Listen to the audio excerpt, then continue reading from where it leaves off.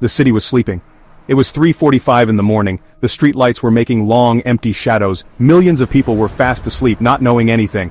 Then, a light, brighter than 1,000 suns. It cut through the darkness before dawn, like a silent, scary firework. For a moment, night turned into day. It was like a fake star lit up. First came the heat, a wave you couldn't see. It melted steel, glass, and hope. The city screamed, then everything was quiet. The year was 2035. It was a time of great progress, but shadows from the old days were still there. Countries hadn't forgotten old hurts and pains. New powers were rising up, challenging the old ones. There was a quiet tension all over the world. Fragile friendships were slipping away like sand. A current of mistrust was flowing deep inside everyone.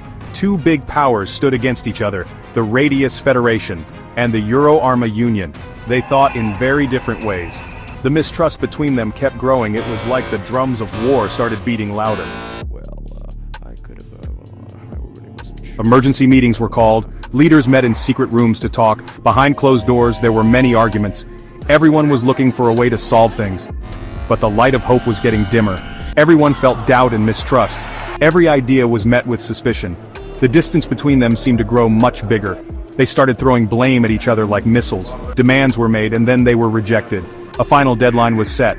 No one was willing to back down. The path to peace got even narrower. The countdown had begun.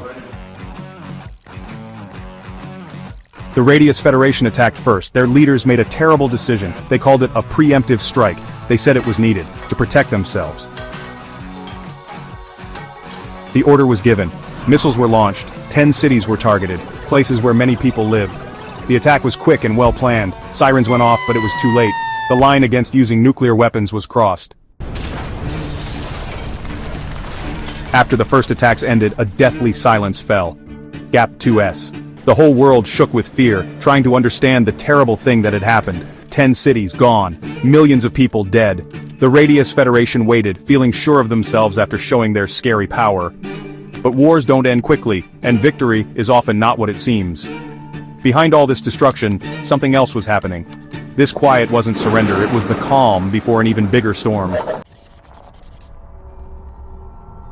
The Euro-Arma Union had a secret plan, one that very few people knew about. A suborbital nuclear system with the scary code name Thunderhead.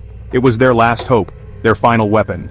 Now its time had come. From secret, safe places and from quiet submarines deep in the sea, Thunderhead's missiles began to rise. Not into space, but just below it, very high in the sky. Missile defenses were useless against this new kind of attack.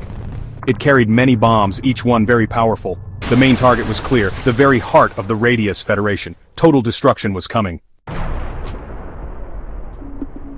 Thunderhead's bombs hit their targets. In a few blinding flashes of light, the capital city of the Radius Federation vanished. The city, where millions of people lived, turned into a radioactive wasteland, full of craters. The revenge was swift and total. This one brutal attack ended another 100 million lives. Radioactive fallout spread through the air, poisonous ash poisoned the land and water. Those who survived faced a new kind of hell. The sky turned a permanent dusty gray, blocking the sun's light and warmth. A nuclear winter began to set in. This is the most terrible outcome of a nuclear war. No one wins, there's only more or less destruction. Those who survive envy the dead. The living get a broken world, a world poisoned by our own hands. We build these terrible weapons thinking they will keep us safe. But they only create more fear, more suspicion, and more trouble. Safety built on fear of each other isn't real safety at all. This story from 2035 is make-believe for now, but the danger is real.